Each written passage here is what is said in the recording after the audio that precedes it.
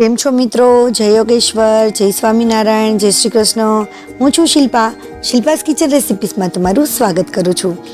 અમારા ઘરમાં જ્યારે પણ શક્કરટેટી આવે ને ત્યારે બધા એના ઉપર તૂટી પડે, એટલે કે બધાને શક્કરટેટી તો બહુ જ ભાવે. પરંતુ ઘણી વખત એકને એક વસ્તુ વધુ ખાઈએ ને એટલે પછી એ ખાવાની ઈચ્છા થોડી ઓછી થતી જાય છે.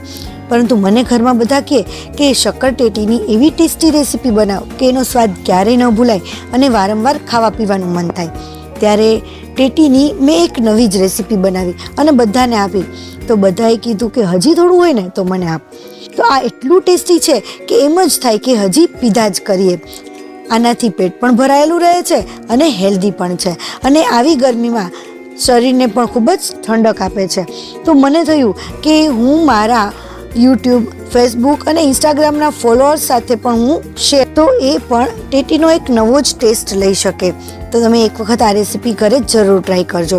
તો મિત્રો, રેસીપી બનાવવાનું શરૂ કરીએ ને એ પહેલાં મારે તમને એક વાત કહેવાની છે કે જો તમે ચેનલને સબસ્ક્રાઈબ ન કર્યું હોય ને તો આવા જ નવા વિડીયો જોવા માટે ચેનલને સબસ્ક્રાઈબ કરી લેજો, અને બાજુમાં જે બેલ આવે ને એને પણ ઓન કરી દેજો, જેથી નવા વિડીયોની નોટિફિકેશન આવે અને નવો વિડીયો તમે તરત જોઈ શકો.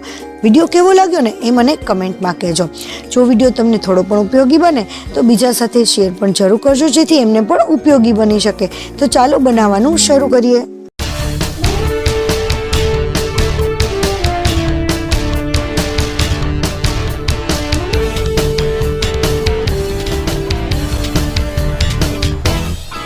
મેં અહીંયા એક ટેટી લીધી છે, અને આ ટેટી છે ને લગભગ 700 થી 800 ગ્રામની હશે, એટલે કે થોડી એવી મોટી ટેટી છે.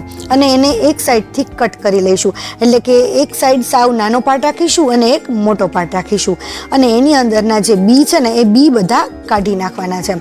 તો આ બી છે ને આપણે ફેંકીશું નહીં, અને એ બીનો આપણે ક્રશ કરી અને એનો જે રસ થાય ને એ આપણે શાકમાં નાખીએ ને તો એના ગુણ પણ મળી રહે છે અને ટેસ્ટમાં પણ બહુ જ સરસ થાય છે. તો આ રીતે બધા જ બી નીકળી ગયા છે, અને હવે આપણે ચમચાની મદદથી જ આ રીતે ટેટીને કટ કરી લઈશું.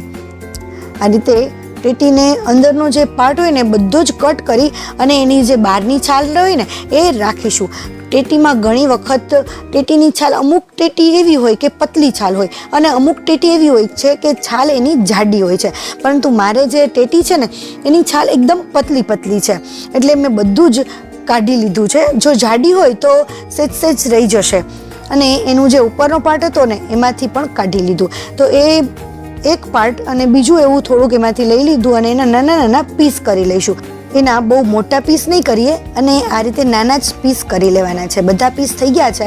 હવે એક વાટકાની અંદર આપણે અડધા ગ્લાસ જેટલું પાણી નાખીશું, અને એની અંદર આ તકમરિયા છે, ઘણા લોકો એને સબ્જા સીડ કહે છે, અને ઘણા લોકો તકમરિયાથી પણ ઓળખે છે. તો તમે આને કયા નામથી ઓળખો છો ને એ મને કમેન્ટમાં કહેજો. હા, આ રીતે થોડા એવા બ્લેક જેવા હોય છે, અને એ 2 ચમચી આપણે એની અંદર નાખી દઈશું, અને સેજ હલાવીશું ને ત્યાં જ એ ધીમે તરત ફૂલાવા લાગે છે. તો આ રીતે ફૂલાવા દેવાના છે, અને 15 થી 20 મિનિટ માટે આપણે સાઈડમાં ઢાંકીને રાખી દઈશું. તમે જોઈ શકો છો અત્યારે જ એ ફૂલાવા લાગ્યા છે. તો હવે એક ગેસ ઉપર આપણે એક તપેલીમાં 1 ગ્લાસ જેટલું મેં દૂધ લીધું છે. હવે એ દૂધની અંદર અહીંયા મેં કસ્ટર્ડ પાવડર લીધો છે.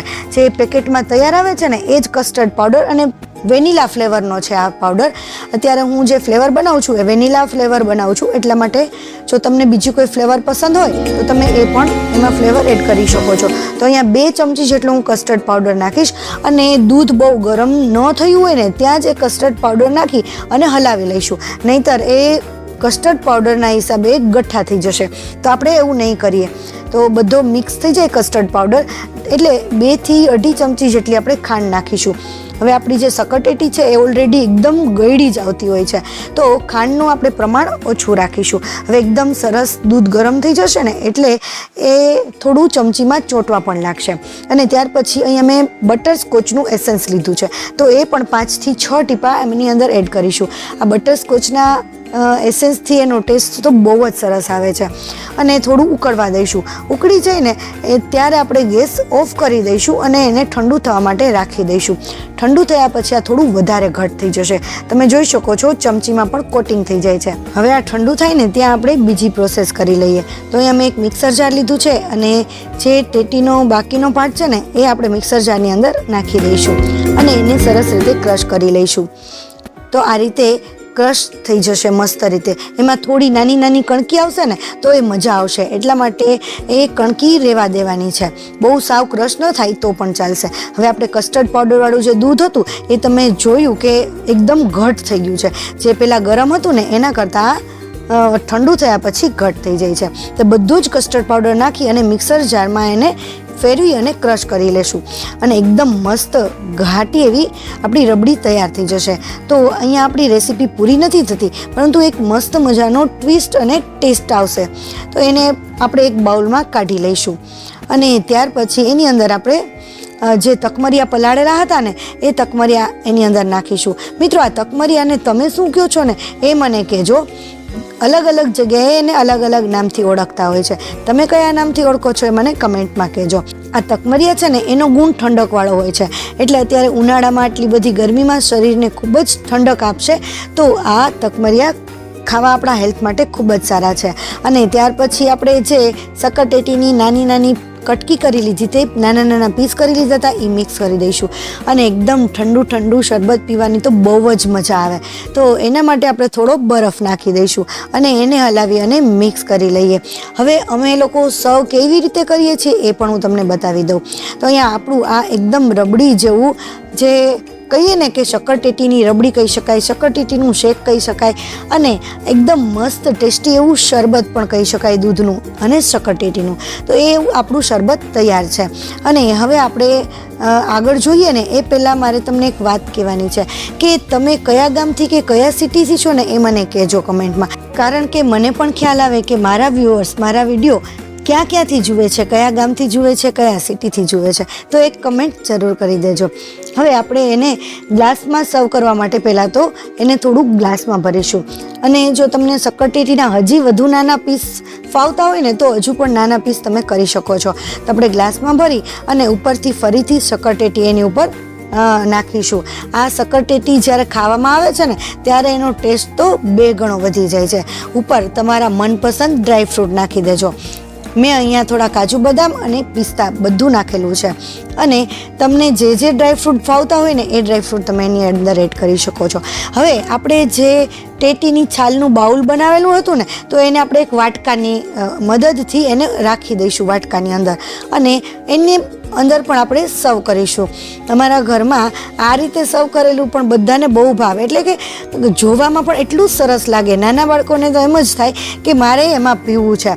તો આ રીતે તમે સર્વ કરી શકો છો અને ગ્લાસમાં પણ તમે સર્વ કરી શકો છો. મિત્રો, તમને મારી આ રેસીપી કેવી લાગી ને એ મને કમેન્ટમાં જણાવજો. જો તમને થોડી પણ ઉપયોગી બની હોય તો બીજા સાથે પણ શેર જરૂર કરજો, જેથી એમને પણ ઉપયોગી બની શકે. અને હા, જો તમે મારી ચેનલને હજી સુધી સબસ્ક્રાઈબ ના કર્યું હોય ને તો આવા જ નવા નવા વિડીયો જોવા માટે ચેનલને સબસ્ક્રાઈબ પણ કરી લેજો અને બાજુમાં જે બેલ દેખાય છે ને એને પણ ઓન કરી લેજો, એટલે નોટિફિકેશન પણ મળી રહે. Thank you for watching. નવી રેસીપી અને નવા વિડીયો સાથે ફરીથી મળીશું. ત્યાં સુધી બાય બાય.